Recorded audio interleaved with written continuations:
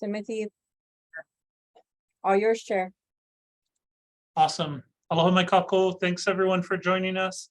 By our watch, it is 3 p.m., the time for our meeting to begin.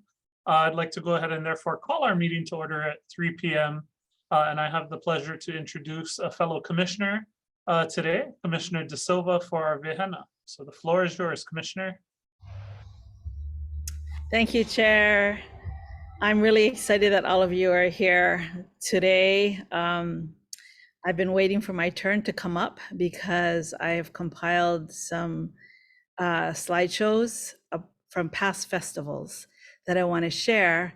And the things I tried to pull out, besides just kind of the feel of each festival, because every festival is different, to have examples of venues and of kind of things that happen that are totally unexpected, and very much for each country. So the first one is a video, a slideshow video from New Caledonia in 2000. And that was the first festival that I went to. And that when we went to New Caledonia, we went to the north to a satellite venue on the northeastern coast. And when we went there, our liaisons told us that there were people who walked for days to come and see what Hawaiians look like, because they had heard about Hawaiians, but they had never seen any in person. So it was really one of the interesting points. And there is one picture in particular of Anakala Erika Ana planting a pine tree with one of our liaisons, Maori, Maihuri from that area. And in New Caledonia, the planting of pine trees they do that for significant events. And so that their people will remember for generations what happened there. And I had an opportunity to go back and visit those pine trees, and they are like 50, 100 feet tall. They're huge. And when we went there, we got to visit with the people, and they said they're still telling their kids about our visits there. The great thing about that planting was we had done all of our exchange. We'd been there the whole day in Poaneriwan, and at the end of the day, the people came and said that they wanted us to plant these pine trees and why, and so we all said yes.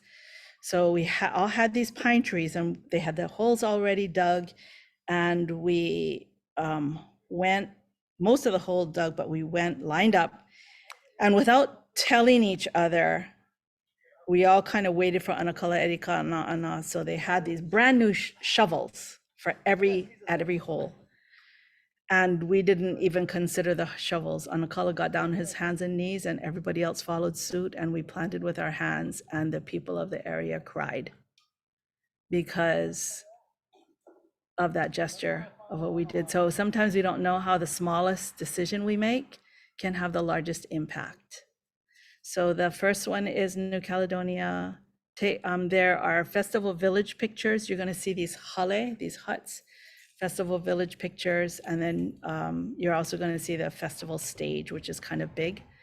And the next set of slides is just really short no, it's a longer one, from the Solomon Islands, where we went in 2012. And this is, of the 5 festivals I've been to, this is the most extensive, in that the Solomon Islands consist of about 1,000 islands that cover a very large area over the Pacific. And we were able to go to 4 satellite venues. So we were busy like every day. And so some of the venues are there, and you can see that every time we went to a satellite venue, you couldn't even tell it was a satellite venue because it looked like a whole festival village, just like the main stage. And then that was also the Festival of Solomon Islands, where we had tens of thousands of people from the community coming to attend. And so I want you to look at the numbers of people in the audience, and then to look at the different venues, the different stages, and the opening ceremonies and closing ceremonies, and the canoe arrival, especially when during the, so I'll kind of pause it every so often and point out some really key things. The last one is from Guam. It's the shortest, but it gives you an idea of what their festival village hale looked like, which is very different from all the others that I had been to previously. So I'm gonna ask Malia to run the video from New Caledonia first. Go ahead, Timothy. Thank you.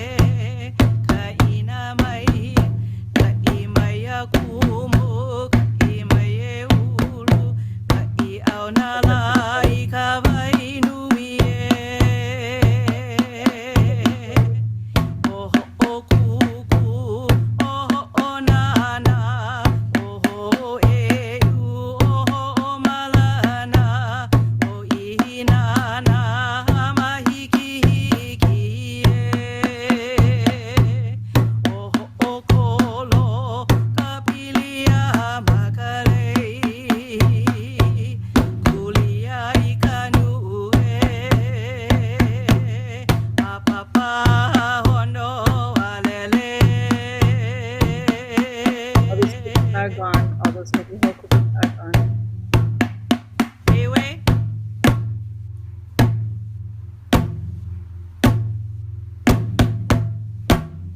He mele ho'okumu no ka wainui.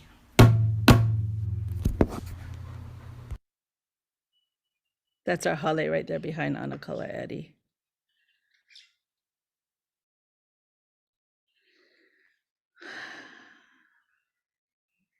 Okay, Malia. You can run the other slideshow, please. This one doesn't have music.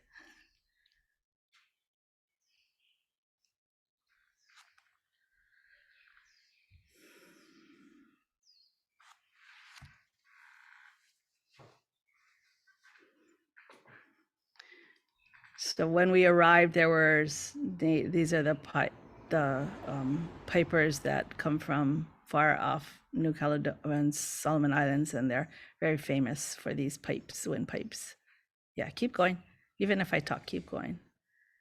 So in these countries, we're greeted at the airport. They have food for us. They entertain us. We do speeches. This is all the arrival. And then the next morning is the Va'a ceremony.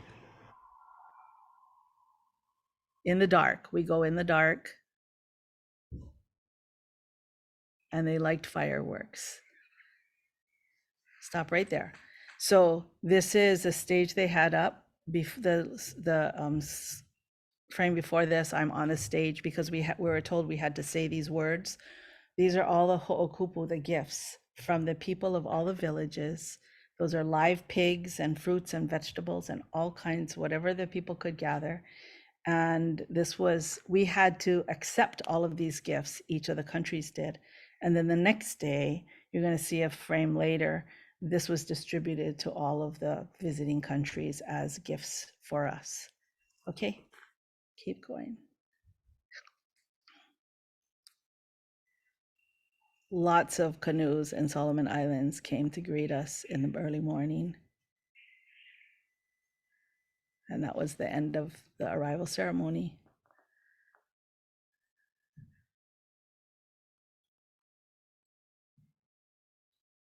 So they had us coming into their outdoor stadium area.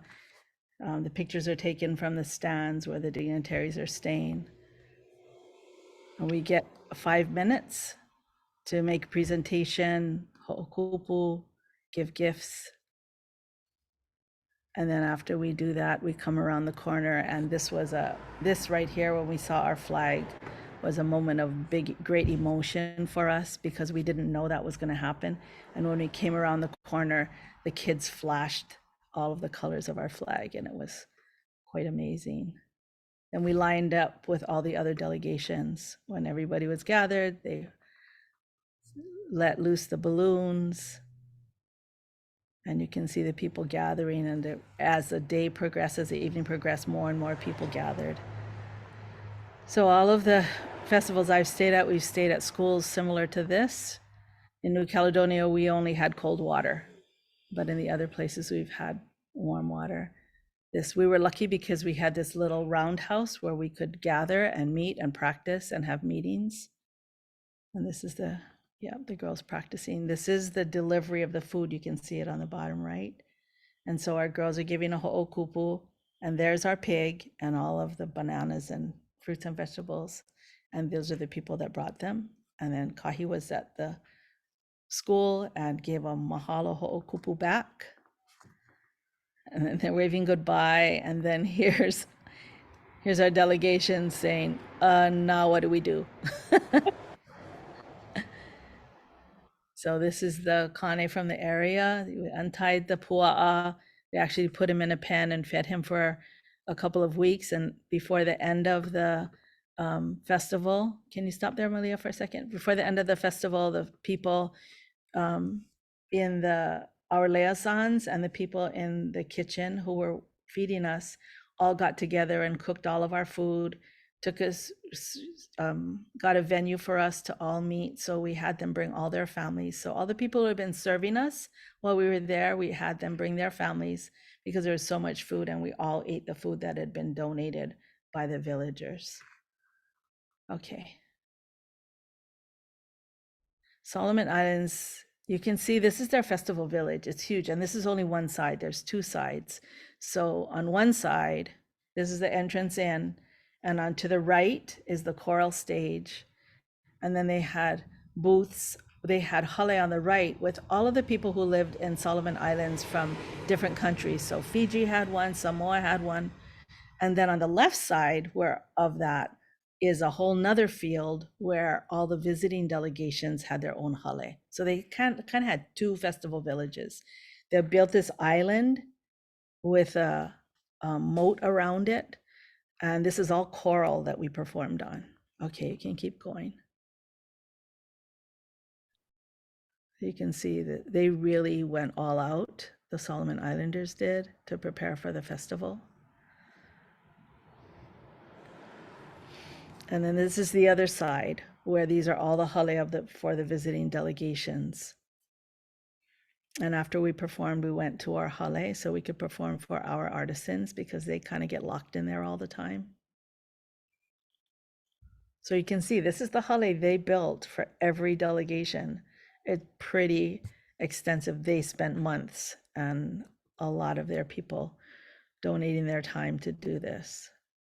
I'd say of the 5 festivals I've been to, this hale is the most extravagant, most ornate, most largest of all of them. This is from our hale looking into the festival village, and there's Auntie Maluihu, who we don't have anymore. And then this is what goes on in our hale. These are our artisans, just a few shots of them.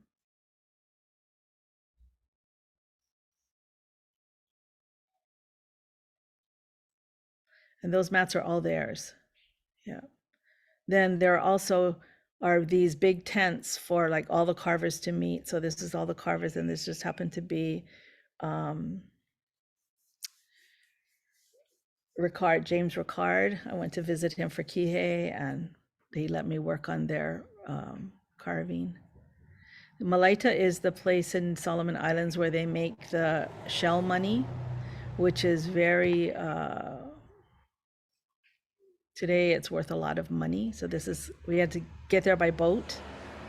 And these are all the people waiting for us in the morning, early morning, boats coming in the water, greeting us.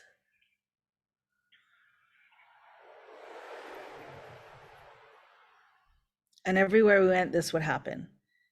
The native people would be in their dress and do all of their ceremonial welcomes.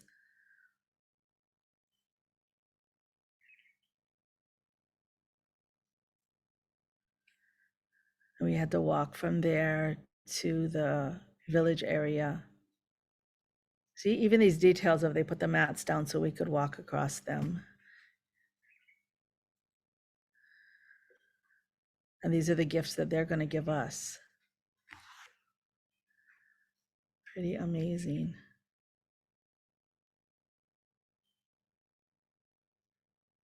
This isn't even the main festival village and the main, this is the satellite venue.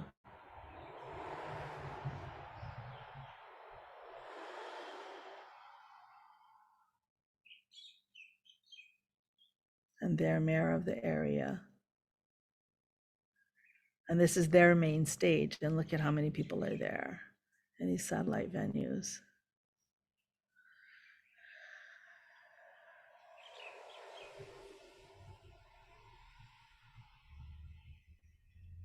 And all the kids trying to get a look.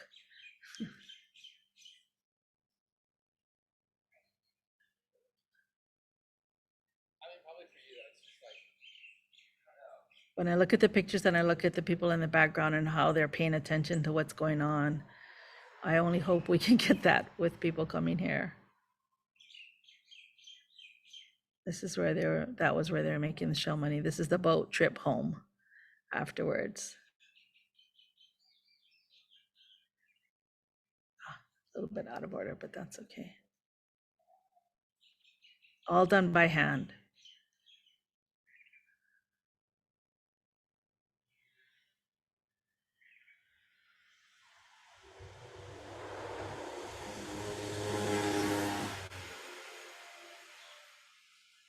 We didn't dance on the main stage until almost the last day, and it had been raining a lot.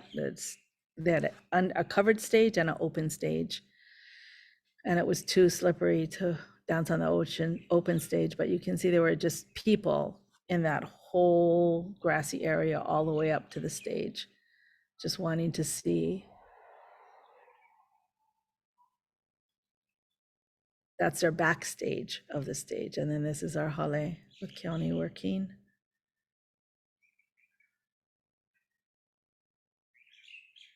Yeah, that was the last day in the hale.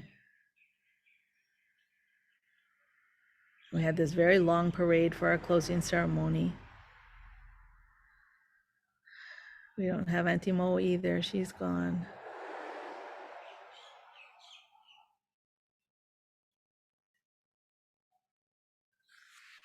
So we walk in for the closing ceremony and then go to our place, and then later on we get called up to do our ho'okupu.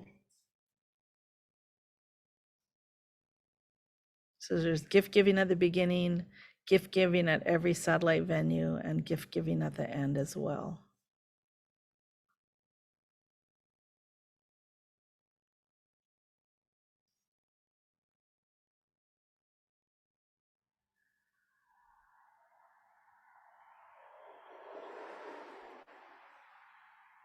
They loved fireworks. And then Guam, that's our next stop.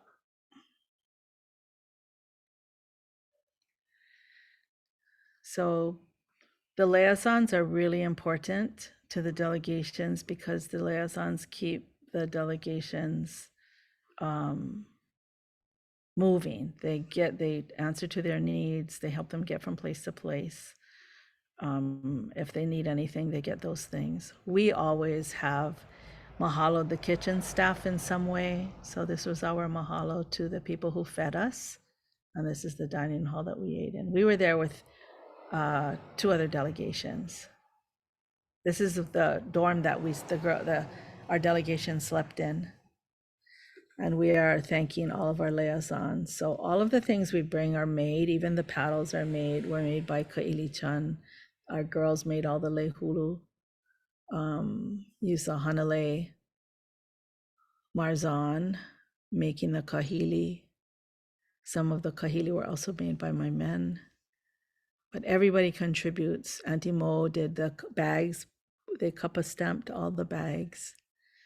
So this is every liaison got one of these kahili with a mahalo from a different person. Even our drivers. Antimo.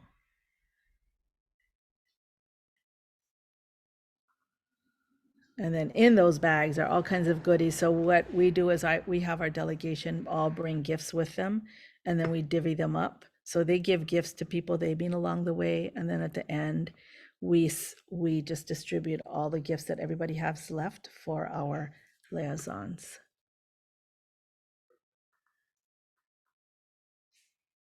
And again, they feed us, they entertain us, we get there early, there's talking, oratory, speeches.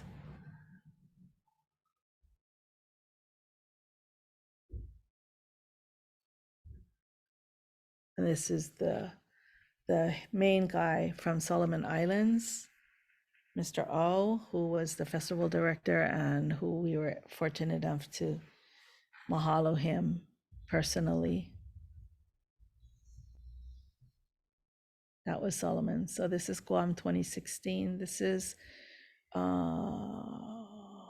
getting ready for opening ceremonies. Let's go back to that one. Now, who's that guy? He has hair. Next slide, please. Next slide. He was in the Solomons too. So for me, one of the saddest things is Auntie Mo Isley. She's the only one who had been on at every festival with me. So yeah, this is opening ceremonies. You see how different it is than the one in the Solomon Islands. So it's a big field, and all the people really are outside. So waiting our turn.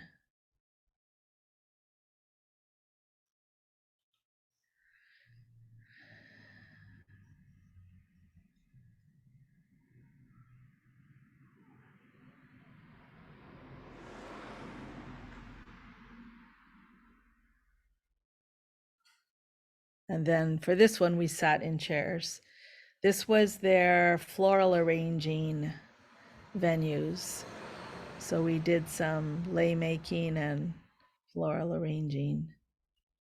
This was our hale. So this is a cement hale. And those hale are still up, and they use them now for their tourist industry and for their artisans to demonstrate and sell their goods to visitors. But it's very different, the cement hale. So yeah, Auntie Mo is really good when we go into our hale because she tries to decorate it and organize it. She keeps everybody in line. So Kanae Keawe's things. And Auntie Mo, that's her favorite. Her favorite thing was teaching. She wanted to share everything she knew about kapa with anybody who was interested. Our artisans pretty much stay in the village the whole time while we get to go to satellite venues. Sometimes they get to go, but often somebody has to be in the village. So usually they're the ones who stay there. And then our girls as dancers, they had 2 jobs. They danced, plus they were part of the artisan group because they all do feather work. This was the canoe arrival. This is the last slide I have, but this was the end of the canoe arrival in Guam.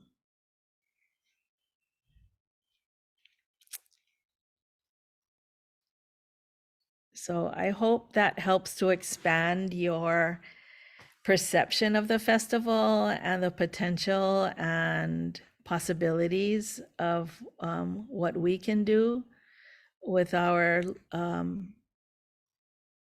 limitations, but try not to make it too limiting, and to get you to understand how we have been hosted by all of these countries for the last 40 years. I've only been at the last 5 festivals, but there were 6 before that Hawaii participated in. Different groups went to New Zealand, Cook Islands, Australia, Papua New Guinea, French Polynesia, Fiji. Yeah. Right.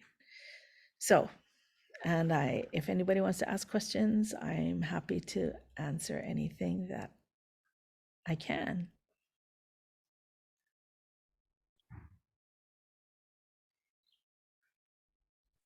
Awesome. Thanks so much, Commissioner De Silva. Any questions, members? No questions for me, but thank you for sharing. That really helped to have an image. And then even the ano coming from the images, you could feel. So thank you for sharing. Yeah. Thank you. Awesome. Sorry, I took a little bit long today, but I've been hoping, and I'm really happy that everybody except Commissioner Bento, but she's attended festivals. So happy that all of you were able to come today. Mahalo. Thanks, Chair. Mahalo. I'm actually going to go ahead and do our roll call next. So sorry for the jarring sort of sentimental look back and into the business of the agenda. But I will go ahead and do our roll call. So Chair is present and I'm alone in my office. Commissioner Ani Benham. Present and alone, and you look very handsome, Kalani. Mahalo. Commissioner Bento. Aloha, present and with a 4-year-old. All good. Commissioner De Silva. Aloha, I'm present and I am alone here. Commissioner Hussey. Present and alone here. Commissioner Keokalole. Present and with a 5-year-old. Commissioner Lum. Aloha, I'm present and alone. Mahalo. Commissioner Onishi. Aloha, I'm here with my wife and my 3 granddaughters. Awesome. Commissioner Pu'u. Hi, aloha, present and alone, but unfortunately, I'm going to be jumping off in a few minutes for another meeting. But All I just good. want to mahalo kumu, mahalo nui for that video. Wa mai ka'iloa pakana'au. Thank you. Totally. Good reminder of the kuleana we bear as commissioners in making sure that this festival is successful, that we can honor their legacies and the work that so many other countries have done in hosting this festival over the last 4 decades, and then our opportunity to sort of return that favor. So mahalo too. Okay, I want to go ahead and just double check. Is there anybody present at the physical location? I don't think there is, but I just want to confirm. Yep, no. Thanks so much. All right, our next agenda item is public testimony on any of today's agenda items. So if you're a member of the public and would like to testify on any of today's agenda items, please go ahead and unmute and turn on your camera. Let us know. Going once, 2 times, 3 times. Mahalo. Moving on to agenda item number 3, the minutes of our July 11th meeting. Members, the minutes were circulated on the 10th of this month, and I would entertain a motion on those minutes. I move to accept the minutes. Okay, do we have a second? A second. All right, it was a close race, but I'm going to give it to Representative Onishi for the second, and it has been moved and seconded. Members, any discussion on the minutes? Oh, Malia, you have your hand up? Yes, I just wanted to let you folks know that there was a typographical error on Commissioner Keohokolole's first name, and we've corrected that. Thank you. Members, any other discussion on the minutes of our July 11th meeting? All right, hearing none with the corrections of a non-substantive typo for spelling, we have a motion to adopt the minutes. Chair votes aye. Commissioner Ani Benham. Aye. Commissioner Bento.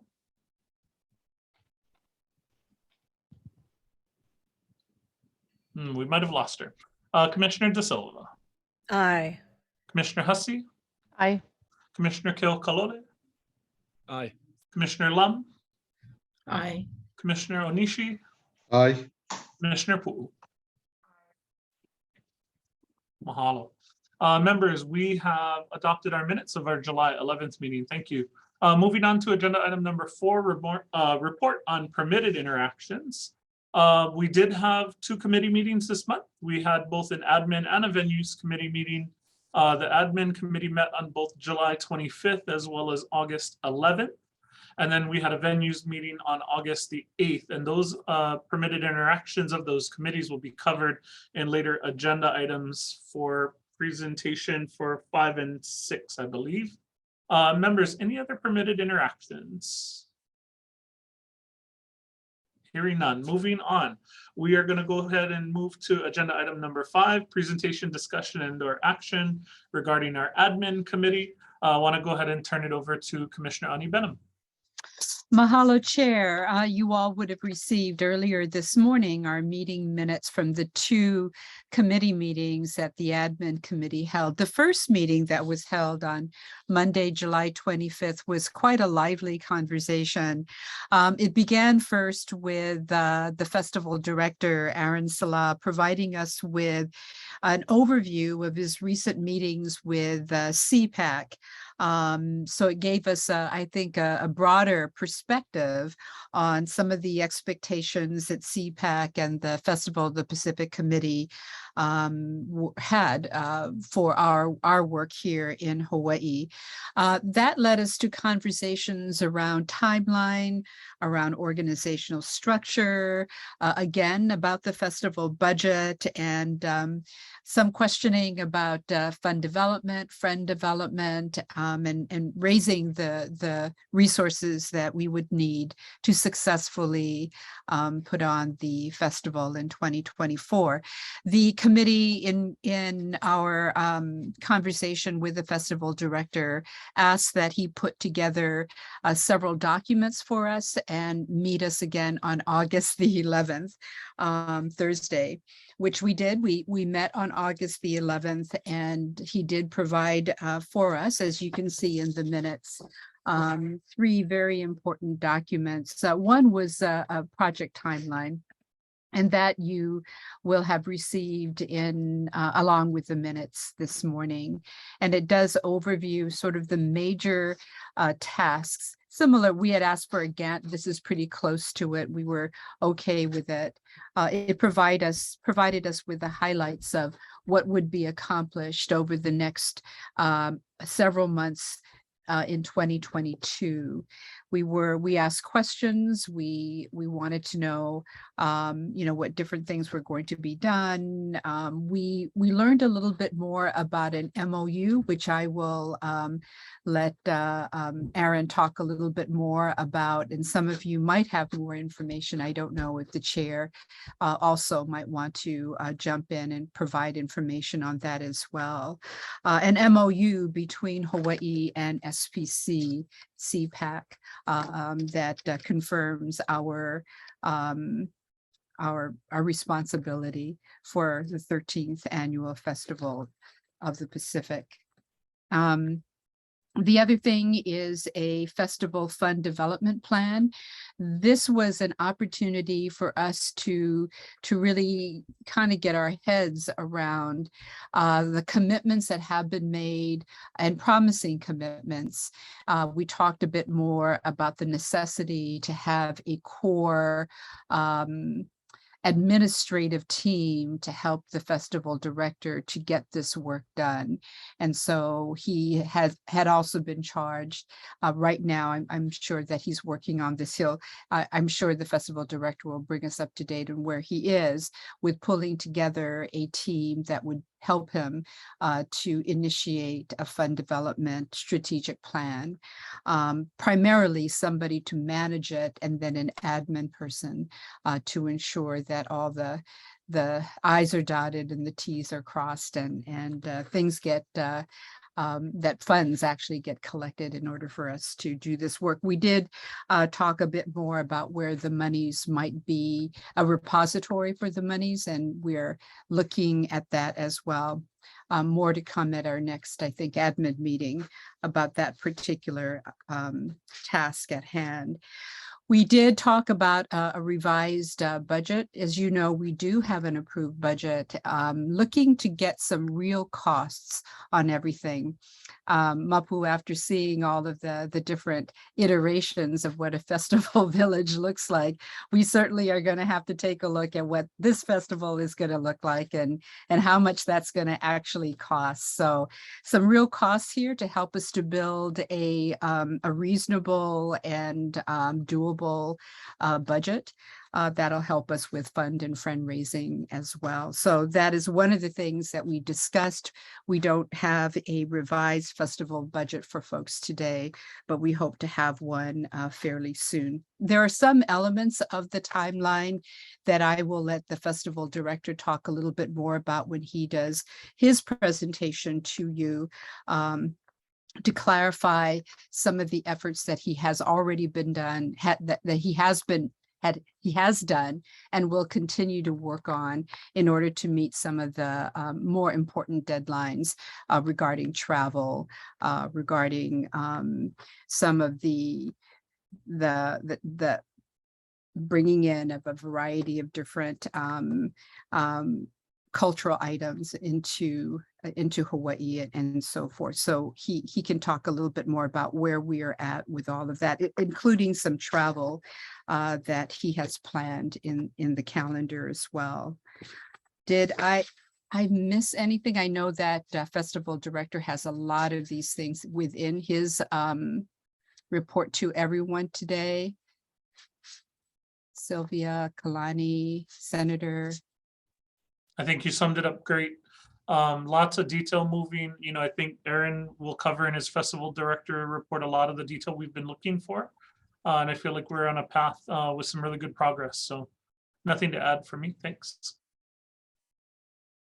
I just have to say, taking minutes of this committee is the most challenging thing.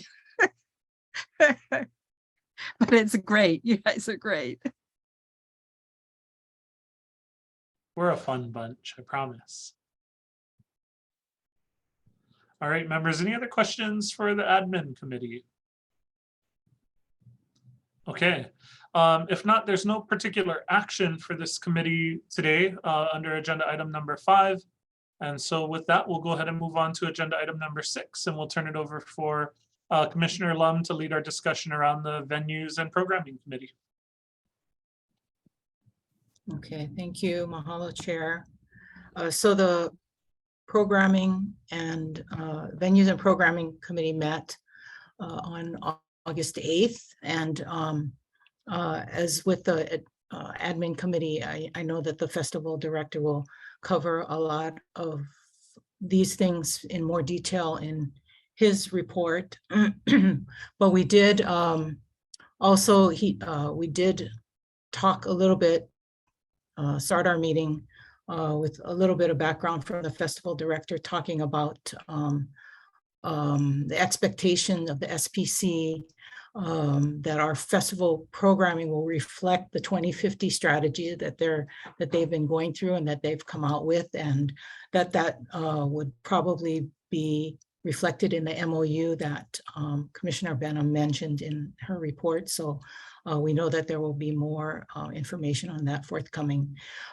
We also talked about the fact that we know we need to put a calendar together. I think that today, probably during the festival director's report, we are going to firm up and make sure we are committed to decisions that have been made in the past so that we can cement the elements, all the elements of the calendar. We know that the basics that we're looking at an opening and closing ceremony, a parade of nations, a ba'a ceremony, and then of course individual activities that will fall into those program buckets, which again, I know will come up in the festival director's report. So we did talk a little bit more about the Parade of Nations because the plan in 2020 was to build that into the Kamehameha Day Parade. So there was some discussion about whether the Parade of Nations that we put on in 2024 would be a separate event or would be built into Kamehameha Day Parade as it is in the same timing. And I believe that the festival director has talked a little bit with the Kamehameha Commission about that. But in talking about it a little bit more, I think it was the feeling of the committee that we would like to see this be a separate event on its own and possibly do it on the university campus, UH Manoa campus, at their stadium there or some venue there, so that we would probably add that to the list of things that we're asking the university for. So let's see. We also touched upon the housing issue. Again, this won't be finalized until we make sure that we understand and all come to an understanding of the delegation sizes, et cetera. But we currently do have an agreement with the university for 1,800 rooms plus 2 meals per day. And there's a thought that we may have to increase it depending on the number of delegates that we expect. But again, those decisions will be made, and we'll talk a little bit more about that in the festival director's report. But the university seems to be, according to the festival director, that the person that he has been dealing with in the housing is not it feels that we still have time to make those kind of decisions. So that was another item we talked about. And then just some comments about the budget. We know the admin committee is really, that's their kuleana, but I know Rep. Onishi brought up the fact that he feels that we do need to, we meaning the state, does need to put in some funding, as well as he feels that there should be federal support for this. And so Rep. Onishi is willing to help on both sides of that. I think that's really all of what we discussed. And I would ask the members that were there, Rep. Onishi, or well, Commissioner Poo is not on anymore, but if there's anything else that you would like to add, Rep. Onishi.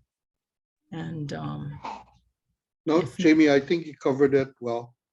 Okay, and if not, nothing further to add, then if there are any questions, I'd like to open up for questions.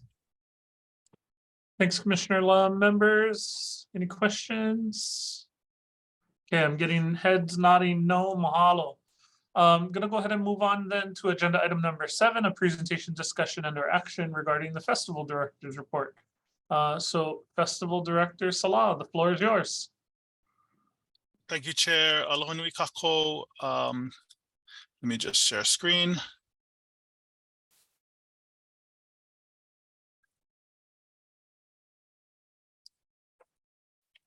Okay. Let me just confirm, you're looking at one slide, correct? No, we see yours. Oh, shucks. Hold on one second.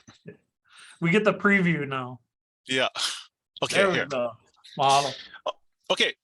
Thank you for this opportunity to present a report for the last month. The order of today's report is to talk about the Pacific Islands Forum in Suva, Fiji, which I attended in partnership and collaboration with the Pacific Islands Development Program from East West Center last month, hence my missing last month's meeting in person or on Zoom. I'll follow that up with comments on the SPC, CPAC, and the FestPAC working group, and then talk through a calendar through the 13th FestPAC, our FestPAC in 2024, followed by some comments on programming and venues, and then finally, my ask of the commission in order for us to really level set as of today's meeting. So the Pacific Islands Forum happened between 11 and 14 July in Suva, Fiji. Several meetings I was invited by the SPC and attended in partnership and collaboration again with PIDP from East West Center. Over the course of the week, I was able to meet with several of the crop agency executive directors and the SPC as well. The purpose, well, one primary purpose of the Pacific Islands Forum this year was to have the leaders, 18 leaders from throughout the Pacific, endorse the Blue Pacific strategy for the Blue Pacific Continent 2050.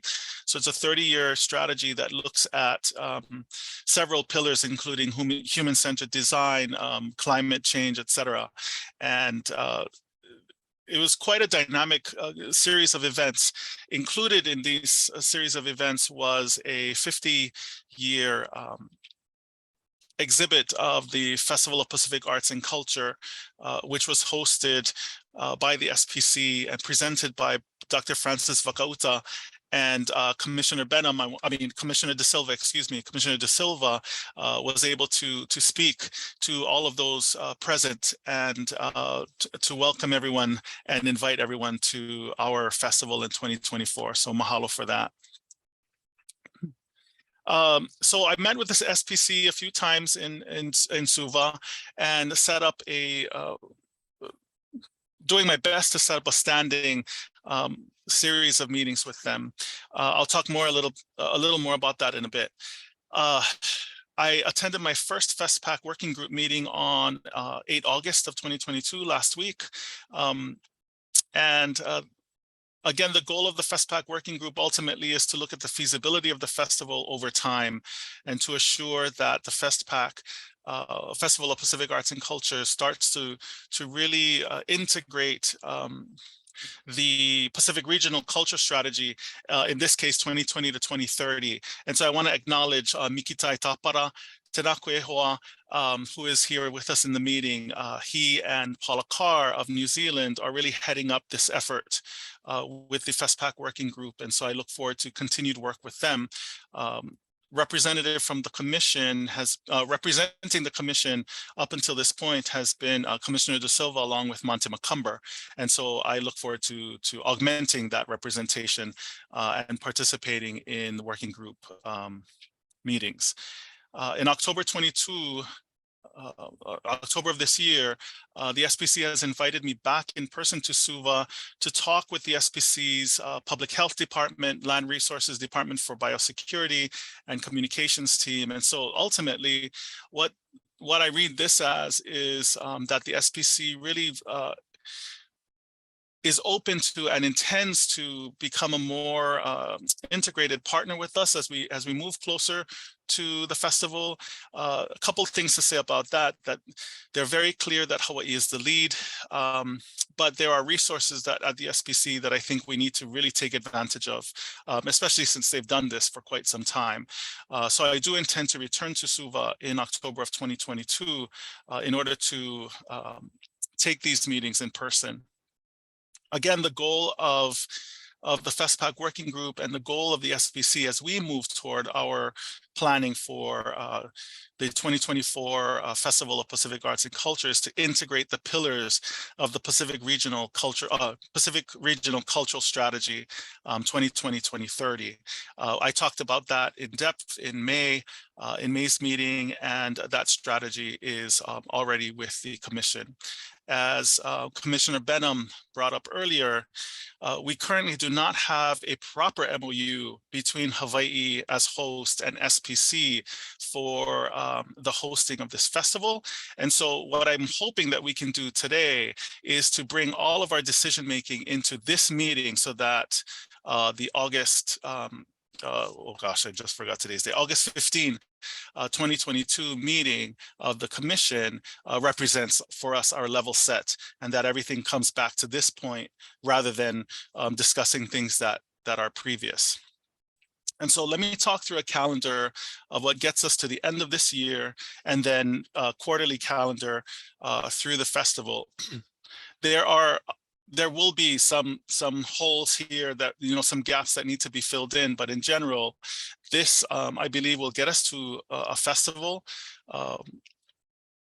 that I can articulate by the end of this year, and then provide for us a mechanism to fundraise, et cetera, and get through 2024. And so in today's meeting, my ask to the commission will be to recommit to decisions, including festival village location, ancillary venues, and delegation numbers. And then a discussion and decision on FestPAC delegation counts. So I thought it was 50, it's in fact 60 that the FestPAC Commission has agreed upon.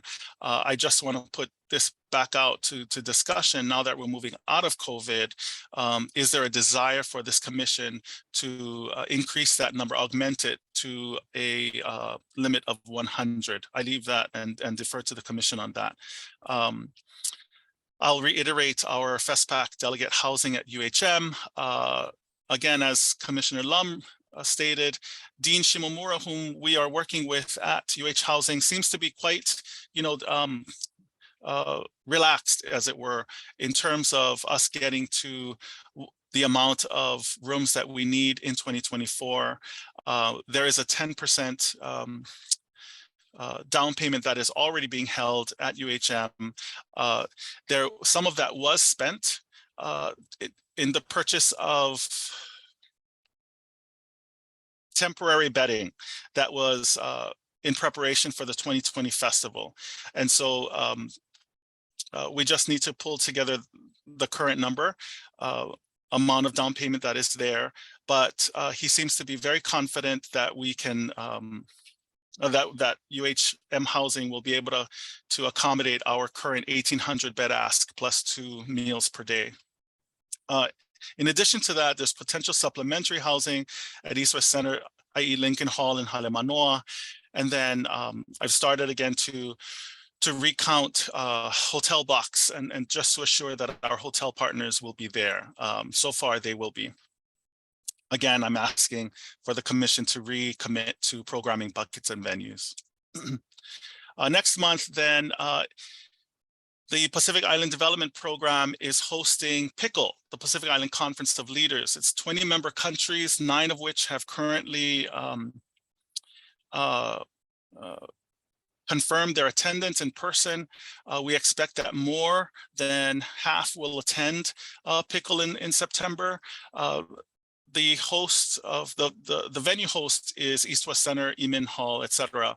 And the PICL producers have asked me to speak on several occasions during PICL around and assure that FestPAC is one of the side events to talk about what we are trying to do and working toward in 2024. And so we'll be preparing for that to assure that we are ready for PICL this year. In September as well, we will recommit and convene committee leads and begin monthly standings. So these committee leads are listed. They're different from the previous committee leads that PAI had, but these are according to the FestPAC manual. So committee leads in our case will be artistic and creative, admin, festival coordination, venues and facilities, support services, media, marketing and sponsorship, and then residential. And so as I see it, what was happening before and that personnel fit quite nicely actually into these pillars. And it's admittedly, this is a much less heavy group of committees. That last bullet point there, forgive me that it reads unclear. So the marketing collateral redesign, that updated logo is the logo that the commission has currently approved, Regenerating Oceania. Ho'olulahui. But what we don't have is proper collateral. And so by proper collateral, I mean postcards, save the dates, invites, posters, etc. And so as we start to build out that fundraising marketing strategy, we will need to pull together these updated collateral pieces. And so by September, that will be done. In October, I will be attending the Moso'oi Festival in American Samoa. Was just invited to American Samoa last week during American Samoa's Heritage Week, held at Ke'ehi. and had several meetings with Tai Malilangi Minituya, who has invited me to speak at the Moso'oi Festival about Hawaii's FestPAC, and to talk about potential resources and support from American Samoa. And then later in I'm sorry, this is out of order. So I will go to Fiji at the beginning of the month, Moso'oi at the end part of the month. The purpose of those meetings in Fiji is to, again, to meet with the SPC. My recommendation to us as a commission is to begin our process of inviting the VIPs from stateside, and that includes Secretary Holland from the Interior, the Hawaii Congressional Delegation, and also National Endowment for the Arts and Humanities through the Western Arts Federation, inviting the Smithsonian Institution. That note about Senator Hirono there is that the Smithsonian Institution, Senator Hirono is a co-author of a bill to establish an Asia Pacific Museum, a Smithsonian institution. And so they have 9 months from June to establish a commission to talk about the content and placement of that museum. And then other organizations as appropriate. I'm staying close to the admin committee about what that list looks like. In October, the admin committee will look at FestPAC's legal structure, liability insurances, intellectual property rights, tech knowledge, copyright discussions to commence, etc. This is also in step with the work that SPC wants to assure that we are doing to ultimately protect everything that is shared during the festival. I have to say that I know that Commissioner De Silva is a big part of this conversation in terms of making sure that the intellectual property that is shared during the festival through performance, through fiber and cultural arts, etc., are protected. And so thank you very much to Commissioner De Silva for that. Because that has become a big part of the strategy moving forward, both 2020, 2030 and the 2050 Blue Pacific Continent. We'll continue these ongoing committee plans and meetings, and a festival secretariat established. So I didn't spend too much time on this in the admin committee meeting, but ultimately the festival secretariat really means the build out of the army that will stand up this festival. And so PIDP is here standing ready and waiting. That would just look, ultimately be a kind of agreement or a MOU with East West Center and President Suzanne Vares-Lum. In November, then, my goal is that we have gotten to a place where we have a festival and that SPC is happy with the festival that we are, and CPAC are happy with the festival. We sort of check all the boxes and we can solidify an MOU so that we are clear and SPC and CPAC are clear that the work that we are doing to stand up this festival is clear on both sides, and that we have a path moving forward, trajectory forward. By November, then we have a sponsorship structure and policy established, finance guidelines are in place, a marketing strategy established. We reiterate handshake agreements with ancillary venues and UH Manoa, MOU discussions in place. In November of 2022, again, Tinakwe Mikitai, Aotearoa will be doing their tech visit separately from the rest of the SPC tech visit in February of 2023. Part of the reason for this anomaly with Aotearoa is because their funding mechanism happens in a different way than most others. And so we welcome them in November of 2022.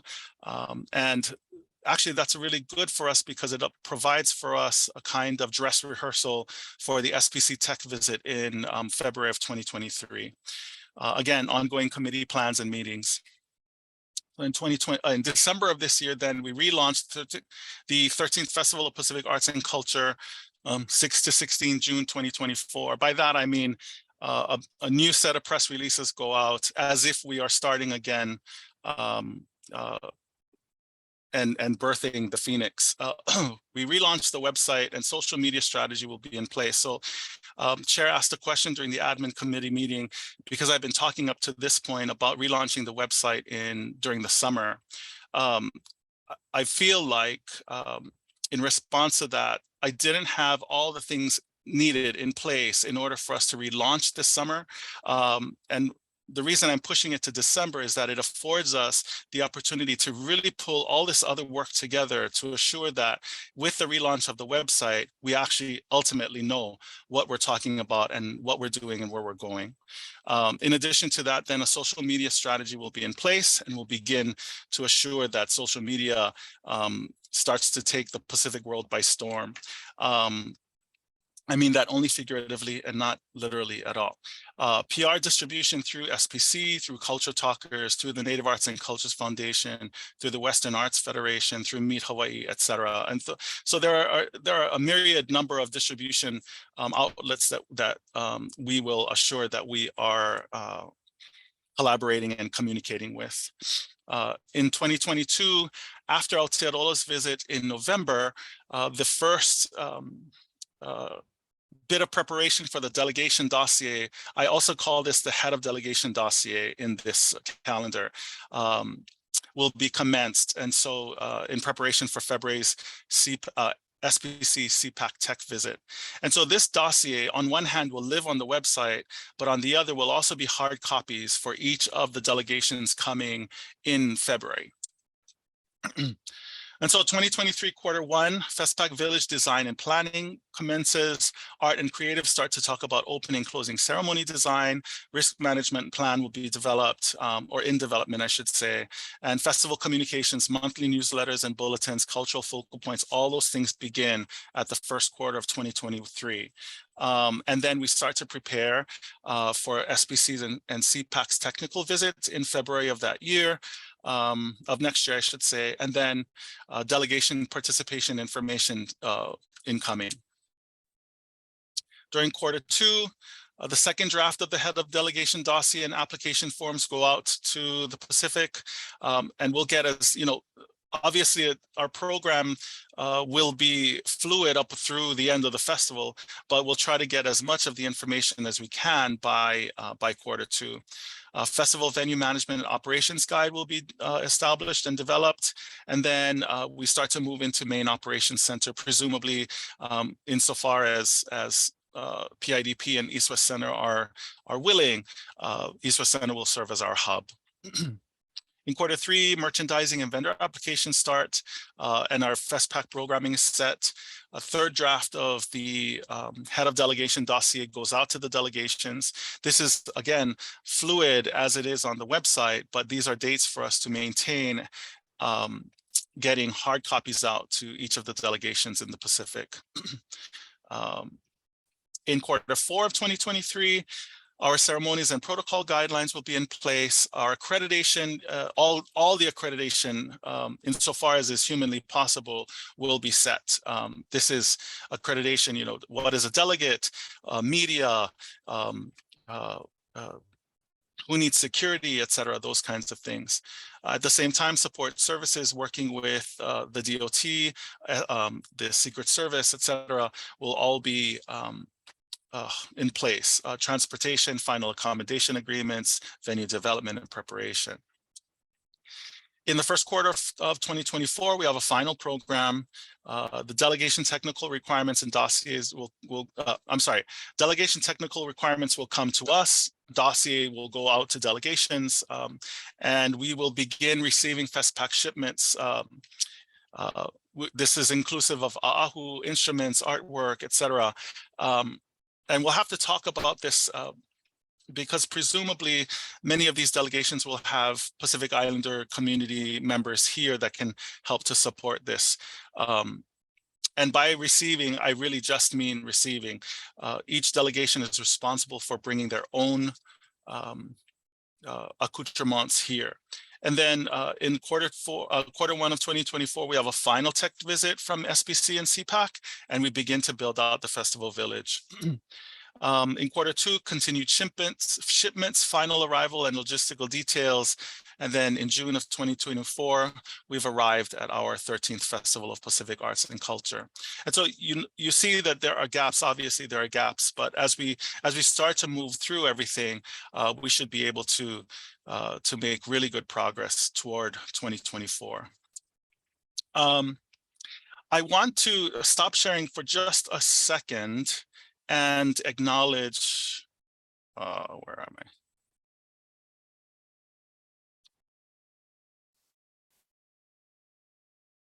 Stop share.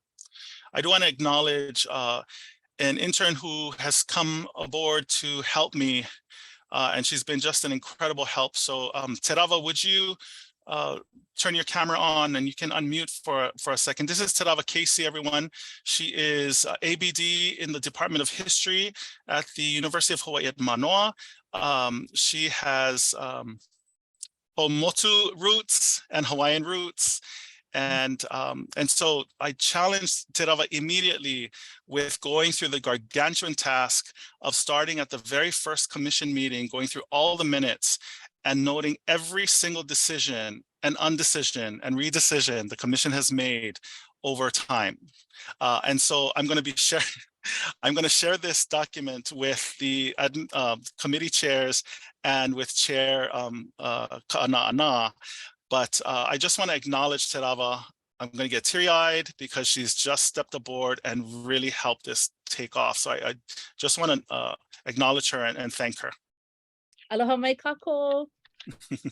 It's just a pleasure to be here in this space. Thank you so much for having me. Thank you, Director Salah, for inviting me in and for really allowing me to get my hands dirty. I will share this with the commission. I believe Aaron owes me like a boba drink after all the work that Definitely I've pursued. But taking on that task was really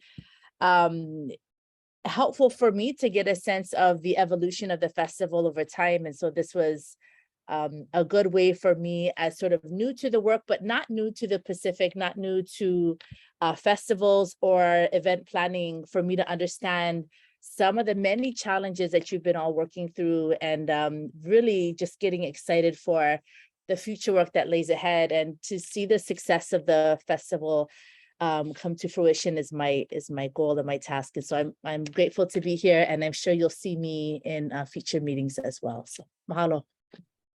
Mahalo nui. Just don't get the two Kalanis that happen to both be chair mixed up. I've made good notes to make sure I use the last name, not the first name. I'll keep that in my notes. Mahalo. Alors, merci à toi, Terava. Merci, do it again. Okay, almost done. So the reason I bring Terava into this meeting at that point is that we have arrived now at where I would like for us to really set August 15th as a new genesis point, so that we're coming back to this meeting insofar as programming pillars are concerned. And so I just want to reiterate, Chair, I'm not sure how you want to do this because these are actually these are the latest decisions as far as these particular bullet points are concerned, but I defer to you. I just would like for us to agree that August 15th is our new genesis point. So festival programming pillars: Ho'ikeike Performing Arts, Ho'ikeki'i Visual Arts, Hanano'ea Applied Arts, Mea'ai Culinary Arts, Ahamoananui Akea Conference and Symposium, Nahana Paku'i Fringe Activities. Fringe is probably not the best word, and Nahana Kui Kava Special Events. And so the details of each of these programming pillars, the commission has already approved in, I want to say, April of 2021. I'm just bringing them forward into this meeting. Aaron, I just wanted to confirm, hang on real quick. So everything you're presenting from here forward is sort of carbon copy of the decisions we've already made. You're just asking us today to sort of reaffirm the decisions that we've made, so everyone can have a clear conscience that as of August 15th, these are the decisions and everybody's clear. Okay. And that's not to say that these decisions cannot be, massaged as we move forward. What I'm trying to do is that because so much decision making, and then, in all honesty, there's several versions of programming pillars, and then there's several versions of venues. What I'd like to say is that rather than going previous to August 15 as we need it, I'd like to come back to August 15 as the new point, right? So again, that's not to say that these decisions cannot change between this and the festival, and they probably will. But what I'd like to do is just assure that our new level set is August 15, 2022. Okay, so these are the programming pillars insofar as the commission has currently approved. The special events include an Ava ceremony and protocol, and opening and closing ceremonies. I'm not so concerned at this point at whether the opening and the Ava ceremony are the same, or that the opening and the Parade of Nations are the same. What I'd like to just say is that these are the entities, the special events that the commission has currently approved. And so in addition to the Ava and protocol and the opening and closing ceremony, we have a Va'a welcome, a Parade of Nations, an ecumenical service, a youth ambassador program that is integrated into the festival proper, and then traditional games. If I'm missing anything, I'll come back to it. So let me just, you can just make quick notes, and I'll come back to any slide that you would like to return to. In terms of venues, the current Festival Village venue, pending a proper MOU with UH Manoa, is UH Manoa and East West Center, insofar as East West Center is housing the festival itself. Festival admin, I mean. Iolani Palace for the opening ceremony, the Hawaii Convention Center, University of Hawaii West Oahu, Bishop Museum, the Hawaii State Art Museum, Honolulu Museum of Arts. Again, what we're doing is just consolidating the decision-making into this meeting. Honolulu Hale and Waikiki Shell, Magic Island for the Va'a ceremony, Kauai Hao Church, Royal Hawaiian Center, and Polynesian Cultural Center. And so there are, I can't remember them now. Maybe I should just hold my tongue. There are a couple of other venues that I can't remember, but it seems like these are the venues that had been, consolidating the positive reaction of the commission. So then my ask is, on one hand, are we increasing the delegate, or does the commission want to increase the delegation count or leave it at 60? And perhaps that's a separate ask for another time, if deferring to the chair. And then in order to bring us to a level set, providing a foundation from which the festival director and admin can work with the SPC, CPAC, FestPAC working group, the commission, and Native Hawaiian Pacific Islander community regarding the 13th FestPAC, I'd like to ask that all programmatic and venue-related decision-making come into the 15 August 2022 meeting minutes. Okay. I can leave this up. I think that's my last slide. So I can leave this up and go back, or I can stop share for us to have discussion. Can you go back to the pillars, please? Yes. So just a note here, at our April 5th meeting, I believe, we did change it from fringe to complementary activities. Got it. So just so we don't bring, because everybody was like, is that fringe festival? And fringe sounds kind of Uji. Noted. Like not inclusive. Right. Thanks. Thank you. And then on that also, I wanted to double check. I thought we also had a category Nahana Kuhelu, which was the special events title. I don't know where we got Kuikava. Okay. Okay. I don't need to whip out a dictionary and like duke it out, but like I just remembered in April we used Kuhelu. So just so we're all on the same page. Got it. I don't have a preference either way, but if Kuhelu is what the commission has already approved, that is better to go there. All good. Like super grateful for your guys' work to get us to the level set, but my notes were from April 5th. Yeah.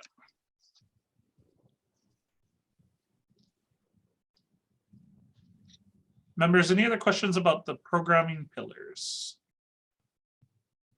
Okay, my preference would be to take these in chunks, just because it can be overwhelming to do it all at once. I would propose that the commission make a motion to reaffirm decision-making that we've made prior on programming pillars, and that those reflected here on the screen today on August 15th be the programming pillars as approved moving forward. So move with the corrections that you have made. Okay. On fringe and special events. Members, any discussion? I don't have the discussion per se, but Aaron, if you could remind us that I appreciate that we're going to level set at August 15, you know, as that point. But we are approving pillars. So for me, I view these as operating assumptions. These, you know, it's these venues, it's these activities, it's these pillars, because the budgets are going to need to be, you know, constructed around these assumptions. So are there pillars, venues, like how many decision points and assumptions are being affirmed today? So for sure pillars. So I'm just thinking, yeah, okay. So special events, venues, so that's 3. Yeah. Is the decision about delegation size something that we should make today and carry forward, or we need more time? And that's the Hawaii delegation, is that? No, that's the delegation size we allow. Oh, I see. Okay. Can we take that up last? Yeah, that would one be of my the preference. division- as well. Okay. So because I think there'll be more discussion. Yeah. Okay. So pillars, venues, special events, those 3 key assumptions. Okay, got it. Thank you. Members, any other questions, clarifications, comments?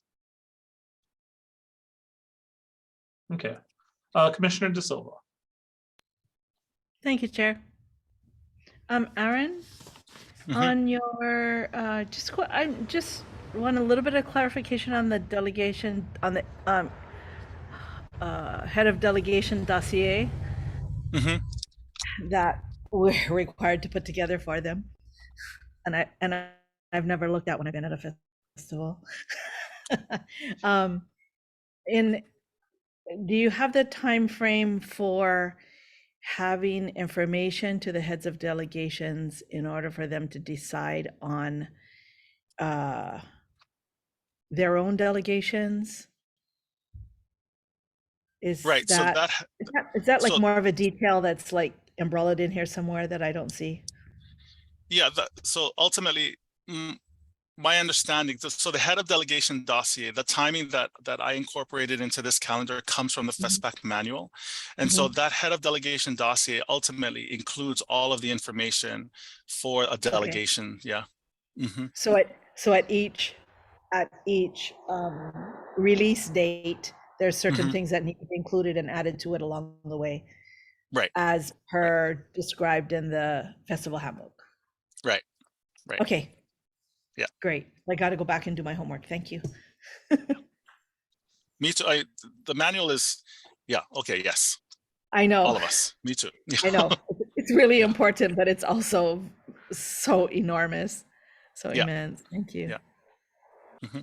Okay, so members, I just want to push us back to the question on the table and the motion we're considering, which is reaffirming our decision today for these festival programming pillars with the amendments noted to change from fringe to complementary, and then possibly Puhelu instead of Kuikava, but like I said, it's not a big one for me, just calling it out. Okay, any further discussion? All right, last call. I'm going to go ahead and take the vote. Chair votes aye. Vice chair, haha, just kidding. We don't have a vice chair yet. I was in the mode. We got to deal with that later too. Chair votes aye. Commissioner Ani Benham. Aye. Commissioner Bento. Aye. Commissioner De Silva. So is this either Kuikava or Kuhelu? Are we approving either or? Thanks for calling me out on that. Because I would prefer Kuhelu over Kuikava. Gives me a different kind of feeling than a special event. Kuhelu it is then. Do we have As the to maker clarify? of the motion, thank you for the friendly amendment. Okay. Friendly amendment. Kuhelu. That's what we're voting on. Are you okay, Aaron, with that? No, absolutely. Absolutely. Okay. And just because I'm going to start from the top before Elise gets us in Okay. trouble. Chair votes aye with kuhelu. Commissioner Anibel, Aye. Commissioner Bento, Aye. Commissioner De Silva, Aye. Commissioner Hussey, I, Commissioner Keokolo, Aye. Commissioner Lum, Aye. Commissioner Onishi, Aye. and Commissioner Pu'u is excused. All right, thanks, members. Aaron, next one, please. All right, our special events that we have now made sure we got the right name for. These are my recollection as well from my notes. And so I would also entertain and make a motion if, I don't know, can I make one? I don't know, you guys can make one. I'd entertain a motion to approve these as the special events moving forward. I'll second. Can I make my own? I don't know. Sure, why not? Sure, okay, Yeah, you can. awesome. All right, it's been moved and seconded. Commissioner De Silva. Shucks, I had a question before you move in second. Or can I? Oh, Can I you can ask the talk now. question Yeah, absolutely. I'm just curious why traditional games is indicated as a special event and not part of the programming. Yeah, good question. It doesn't have to be. I just put it here because it was called out in the festival manual. But if it's presumed as part of regular festival village programming, then I'm happy to take it out of special events. I think the reason that I would do that is because, I mean, and Hawaii might be really different, but in the past, traditional games have not been very well attended. And I look at all the other events as like, these are like gathering of not just the delegates and the whole, you know, the visiting countries, but all of us who live here too. And traditional games hasn't been really popular in the past. Like I said, it could be different, but it just seems to be part of programming for me. Okay. I will note that are you guys okay with that? I just have one note before we kind of get people's feedback. I did note in my April 5th minutes, or notes rather, not minutes, my notes, that the Youth Ambassador Program was under Nahanapa Ku'i. And I didn't have traditional games anywhere in my notes back from April. So I would support putting them in those complementary activity pillar. But yeah, members, other feedback, comments, thoughts? I kako that. That was De Silva. Thank you. I see some heads nodding yes. So that would leave us with the Ava ceremony and protocol, opening ceremony, closing ceremony, Va'a welcome, Parade of Nations, ecumenical service as the special events. Is that correct? All right. could I ask one question on Of the course. Youth Ambassador Program? So the description event, right? Beginning and one Youth Ambassador Program, is that also programming into it, or there's actually like one OPO, you know, convening planned or envisioned? There's Sure, one no, OPO. yeah. Yeah. So Okay, that makes sense then. Yeah, just a quick note about that. Monty is representing the commission and is, as far as Hawaii is concerned, leading the charge on the Youth Ambassador Program. He does have a full program set. So perhaps he can come back to a commission meeting next time to talk through that. But it is its own thing. Okay, thank you. Yeah. So is it not going to be listed under special events, but it'll be part of programming because it's sort of parallel to what's going on? Yes. Okay. Can I just make another comment, Chair? Of course. I think it's good to move the Youth Ambassador Program and the traditional games because those are optional. Whereas I look at the first 4 bullet points and they're They've been included in all of the festivals that I've been in, and they're kind of the mainstay of the festival special events, whereas the Youth Ambassador program is something brand new. So we don't want to put it in there to force future countries to have that. And also with the traditional games, that would be my thinking. Thank you. Thank you. Okay. Members, other questions, comments, thoughts?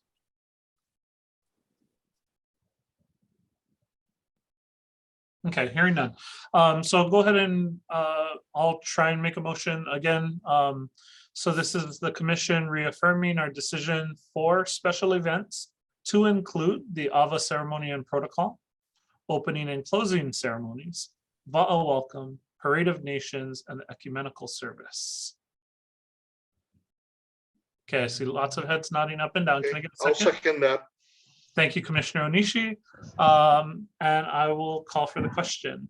So I vote aye. Commissioner Ani Benham. Aye.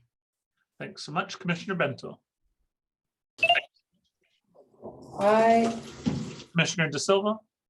Aye. Commissioner Hussey. The 4, right? Yes, Category. the Yeah, 4. thank you. Yeah, aye. Commissioner Keokalole. Aye. Commissioner Lum. Aye. And Commissioner Onishi. Aye. And then Commissioner Pu'u is excused. Thank you. All right, that's 2. Thank you. Here we are. I feel like this is the one more than any, Yeah. Terava, that probably drove you crazy because we went back and forth and up and down and left and right on this one for sure. Let me be clear too, in the decision on venues, this isn't the decision, as far as I'm asking, is not that we are committing to have something at every one of these venues. The question that I'm asking the commission to affirm is that these are venues currently approved by the commission to have discussions about the potential of having activity, right? So I won't go, what I'm saying is that if once the commission votes today on these venues or removes some or adds others, I won't go beyond this. We will stay within this particular list. Does that make sense? That may change over time, of course, you know, but again, today's the level set. That's really all I'm asking. Yep. Go ahead. Well, I was just going to ask, I make up that the reason we got this list and how we got to this list, that there was some programmatic criteria, right? It was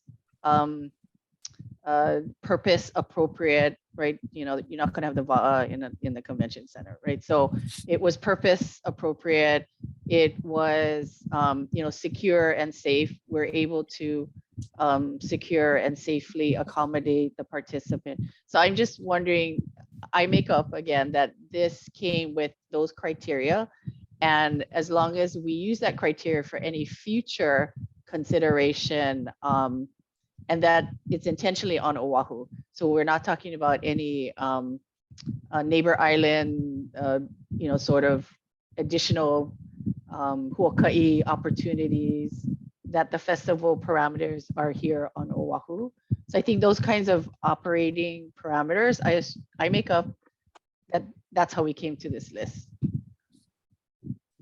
We did, and members, I would just remind everyone that back in March of 2021, we did create the FestPAC venue information sheet that Commissioner Hussey, to your point, had the venue name, capacity, climate, so whether it was like indoor, outdoor, air conditioning, rain plan, we had utilities, we had ADA compliance, we also had safety and security concerns, venue assets, restrictions, reservations. So in trying to move this work forward, we did create that FestPAC venue information sheet to guide the festival director and staff in making sure that each of the venues listed here met the requirements of the event.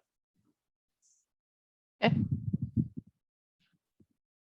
And can you believe that that was March of 2021? It feels like forever ago.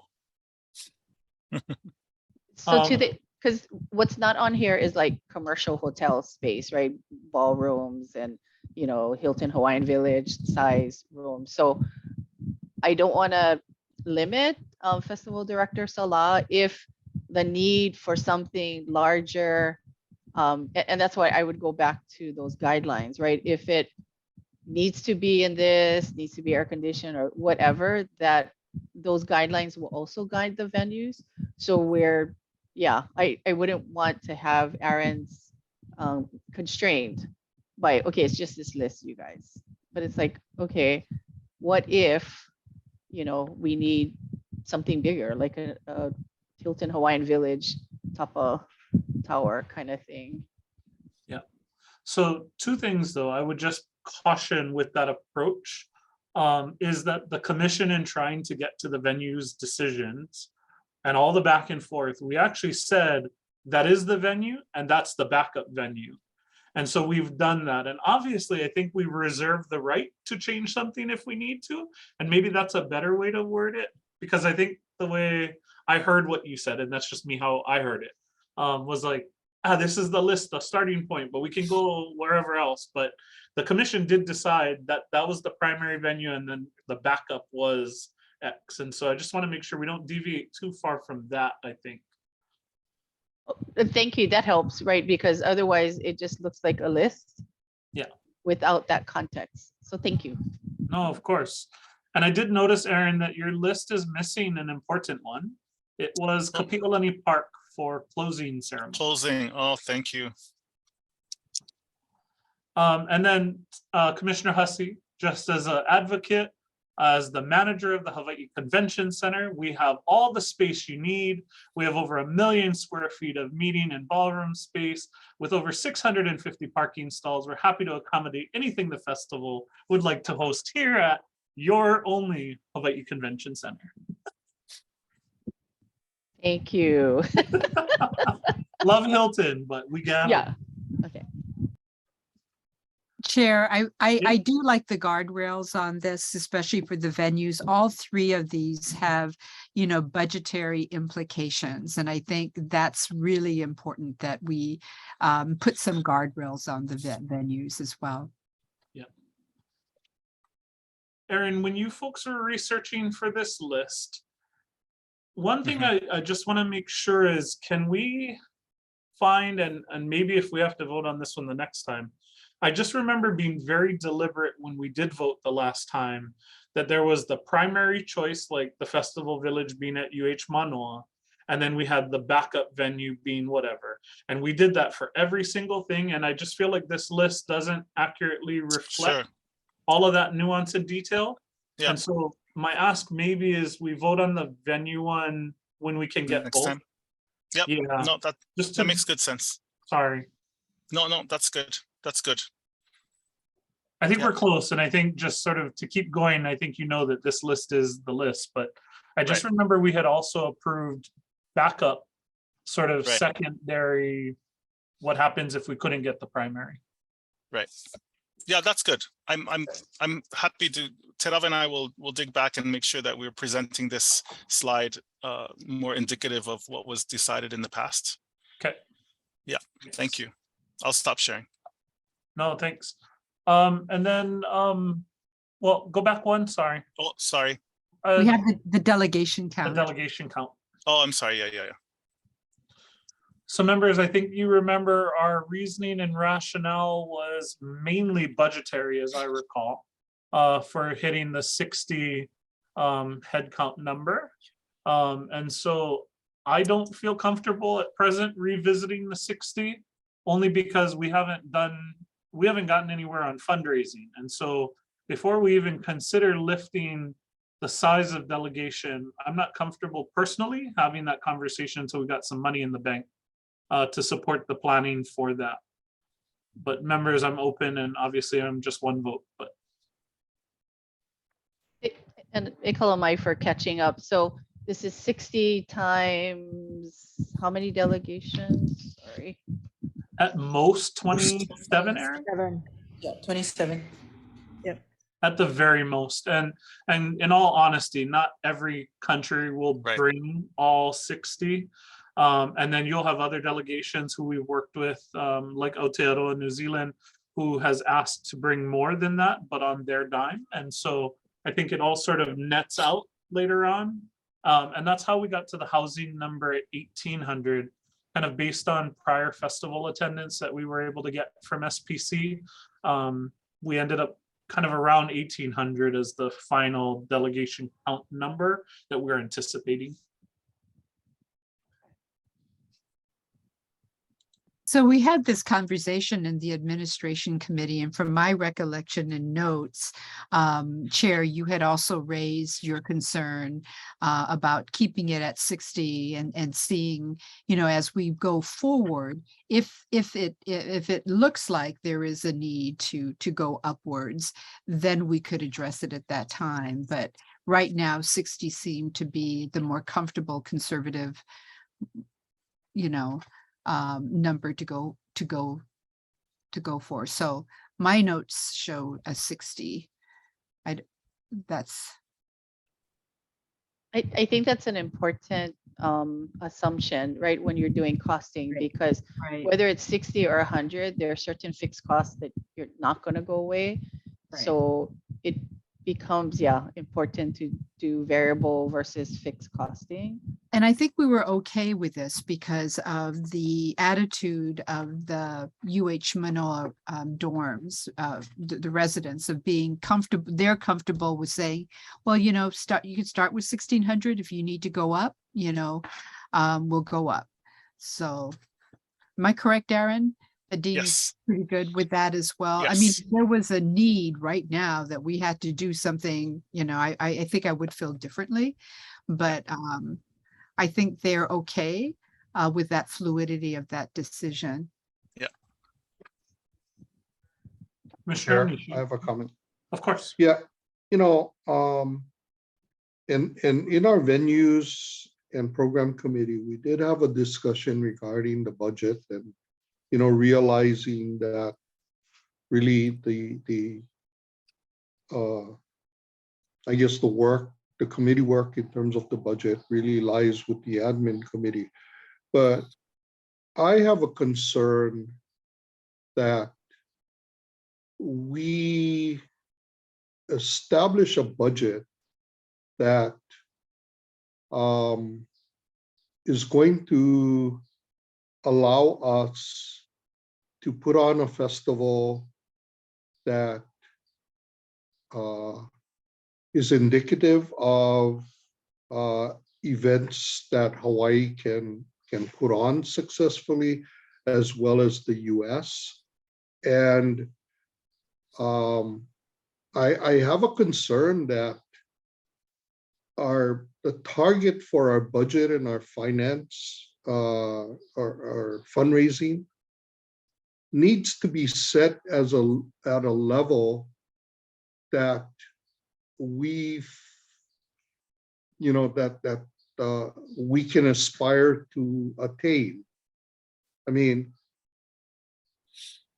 I in the past few meetings, I've been a little bit troubled about our efforts to keep reducing the budget without understanding what the parameters are. The requirement of Hawaii, maximum requirement, is us to host 100 delegates. And at this point, without, as you have mentioned, without us moving directly into fundraising and trying to establish, you know, where we're going to ask, who we're going to ask, how much are we going to ask of these people, or supporters. I feel uncomfortable that we keep dropping our requirements, you know. Again, I mentioned in our committee that I think it's imperative that the state of Hawaii and our federal government support Hawaii's effort to put on the best festival that the US can possibly do. And that is a message I think we need to convey in our budget, as well as in the discussions we have with, you know, the Hawaii legislature, as well as the federal government, whether it's Department of Interior, our congressional team, the National Foundation for the Arts, the Smithsonian. I mean, there are huge national arts organizations, possibly even including the Native American, component into our festival. I mean, they're part of the U.S. too. I mean, they're not part of, well, the Pacific Northwest, right, is part of the Pacific. But, I mean, I was just thinking about that too, is, we have in Hawaii trying to embrace our Native Americans communities in festivals that we've had. Hilo has been known for the past few years to have had a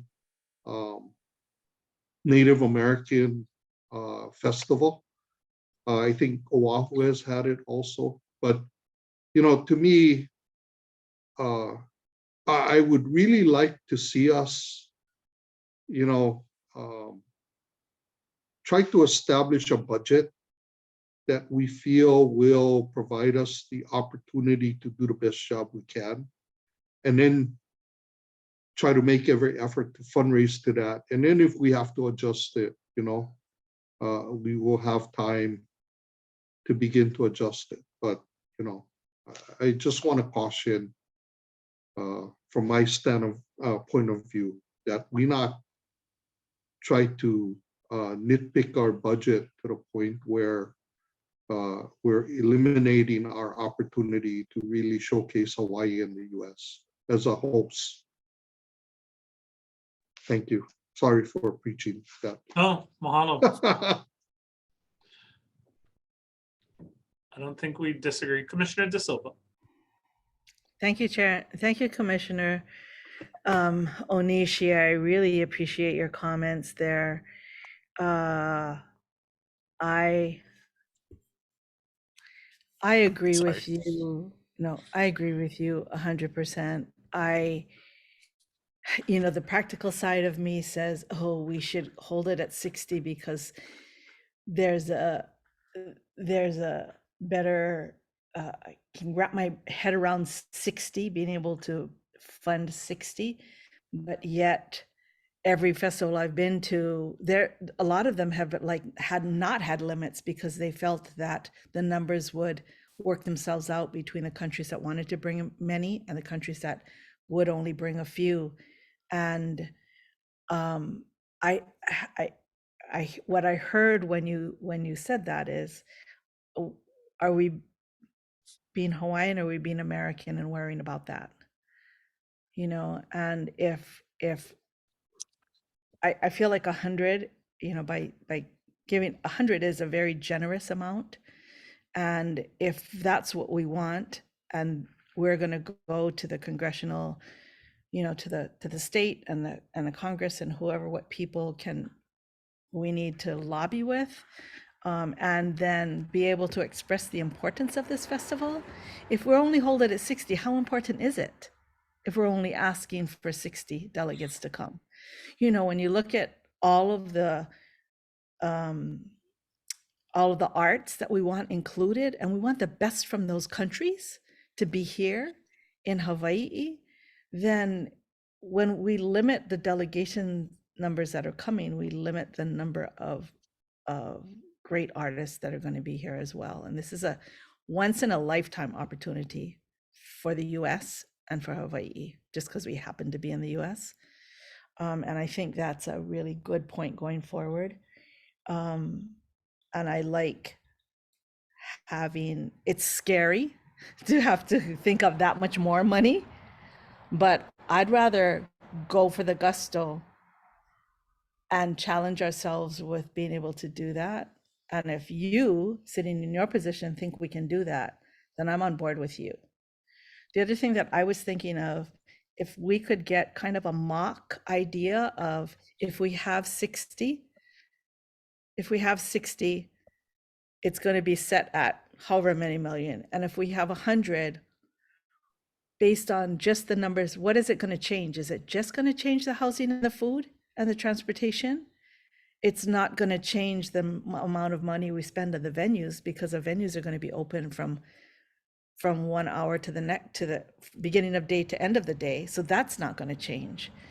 You know, what is the number that slides with the number of people? And then how much really are we adding by adding 40 more people? That, to me, that might help us to make a decision here. Just Sure. my layman's manao. Thank you. Yep. I'm always going to be a proponent of data, so I'm going to go ahead and insert some data into this conversation. What me and my team did is we mapped out every festival since 1972 through 2016.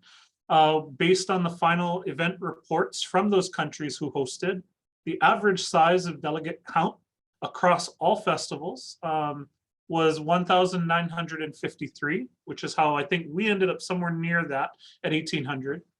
The countries who participated was an average of about 22 countries in any given festival, the high watermark being 26 in 2004. And so I just kind of want to insert that for our awareness and decision-making today. Thanks.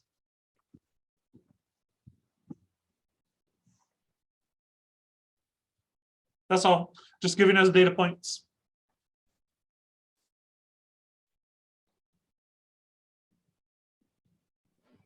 I guess, can I, let me just say something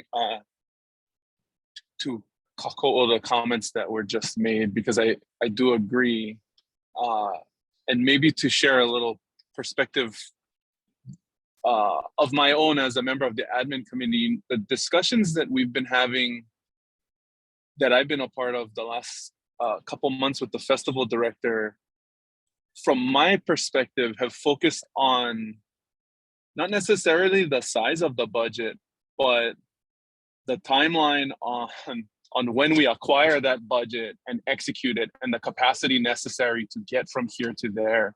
So as you can see with the calendar Director Falah has laid out, there is a significant amount of detail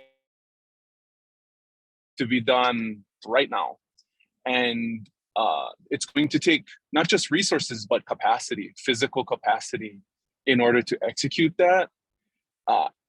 And so in my mind, some of these discussions, I haven't thought of in the way that you folks have, because we're working toward a plan of action at this point. And the sooner we can hit the different targets that the director has laid out, in my mind, the easier it's going to be in the long run to do all of the things that we want to do, and potentially more. While also taking into account, I think, what Representative Onishi said, Hawaii is a different venue. We don't want to make it too extravagant and luxuriously different than the festivals in the past, which Commissioner De Silva has made a point of bringing up as well. But we also want to make sure we put on a good festival, right? And part of that is going to take a lot of work between now and then to get there. So that's kind of my perspective on where we were going in terms of asking for detail and working on a specific plan of action between now and then versus for me, the top line numbers. Thank you. So members, I know we've gone a little bit longer than we're accustomed to. And in the interest of time, I will try a procedural solution to this. I make a motion that the commission approve today, August 15th, a delegation maximum size of 100. Up or down, yes or no? I second. All right, we got a second. Any further discussion? Up or down, yes or no? It's not the end of the world, whatever way we end up, but at least we had a question and we got to vote on it today. So again, reiterating, the motion is to increase the maximum delegation size to 100 is the motion on the table, and it has been moved and seconded. Any last call for discussion? All right, chair votes aye. Commissioner Ani Benham. Aye. Commissioner Bento. Aye. Commissioner De Silva. Aye. Commissioner Hussey.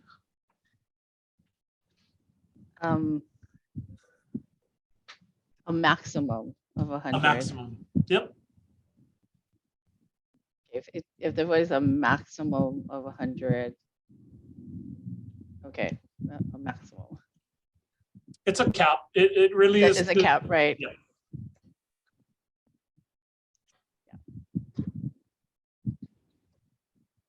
We need that budget. We need I- that budget. I don't disagree.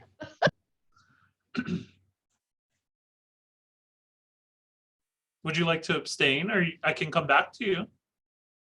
It's okay. As you said, it's a guardrail that no more than 100, Correct. but it didn't say, yeah, it has to be 100.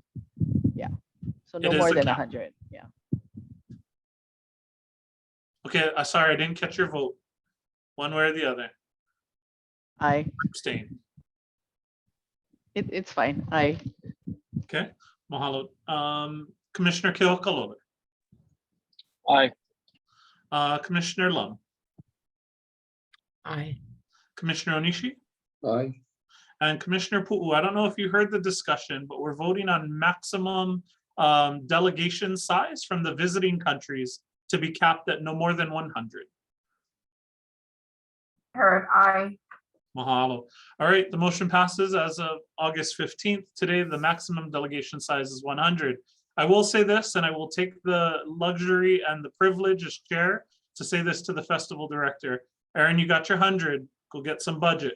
Go get some fundraising done, please. I hear you, Chair, Thanks. loud and clear. And I also hear Commissioner Hussey loud and clear. Thank you So, all very so I much. think, Chair, could I Yes. ask that in the interest of memorializing these decisions, right? Yes. On a one pager attached to each meeting, right? That these are our operating assumptions, our locations, our venues, our program, our, caps. And then that just constantly helps us remember the decisions that were made. So Aaron, what I'm going to ask is in your PowerPoint for your festival director report each month, you have an opening slide with our affirmed decisions to open every meeting, just to give us a whiteboard of sorts to remember. Got Awesome. it. Noted. Thanks. And also, I think as in the future, and Commission, this is more sort of procedural for us. What I brought up in the admin committee, and I'll reiterate here today, is that in the future, when we have these sorts of decisions, my preference is that staff draft commission resolutions and that they be named and adopt the nomenclature of the year dash what number resolution it is in that year. So for example, if we were to think about the things that we voted on today, it would have been Commission Resolution 22-01, and it would have everything in the language. And that way we have that thing to reference of what was passed. And so it's my preference that moving forward, any decisions like that, that we will agendize and vote on be accompanied by a board, or excuse me, a commission resolution.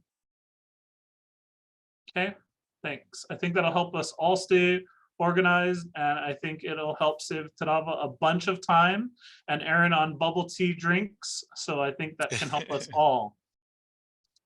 Thank Aaron, you. does that conclude your festival director report? Yes, thank you very much. Thank you, Commission. Mahalo. Thank And you, just Chair. one, yep, of course. And one just last point, we'll do the venues affirmation. Malia had made a note to me on the side that she found the minutes that have it. And so she has it in writing. And so we'll agendize that for next meeting. Okay, awesome. I did want to go ahead then and move on to agenda item number 8 today, which is public testimony on any of the agenda items you heard today. So members of the public, if there's anything you would like to testify on, please go ahead and unmute and turn on your camera and let us know. Okay, not hearing any. Once, 2 times, 3 times. Thanks so much. I'm going to go ahead and move on to agenda item number 9, which is our announcements. I did want to make an announcement today to you commissioners that you have homework. Specifically, you as an individual commissioner have homework. We are required to take ethics training for board and commission members. It's about a 33-minute online course, self-directed online that you can do. There is a URL, a hyperlink at the end of the presentation where you basically put your email in and some contact information that give you a certificate that you've completed the ethics course. And so those are required for all of us. And so please go ahead and make sure you complete that, and the completed certificates can get forwarded to Scott. Okay. Any questions on that, members and staff? If you can resend it to commissioners just so it's at the top of their inboxes. State employees, I think you're familiar, they just reworded some of the examples. Instead of like chemo selling, snacks for their son's soccer team, it's a little bit different for this, but very similar to our state employee ethics trainings. Okay, any other announcements? Okay, thanks, members. Our next meeting will be September 26th, and I will see you all then. I'm super grateful for this time with all of you, and I will adjourn today's meeting at 4:54 p.m. Mahalo. Aloha. Aloha, ahuiho. Jamie, be safe. Safe travels. Mahalo, everybody. Aloha. Aloha, mahalo.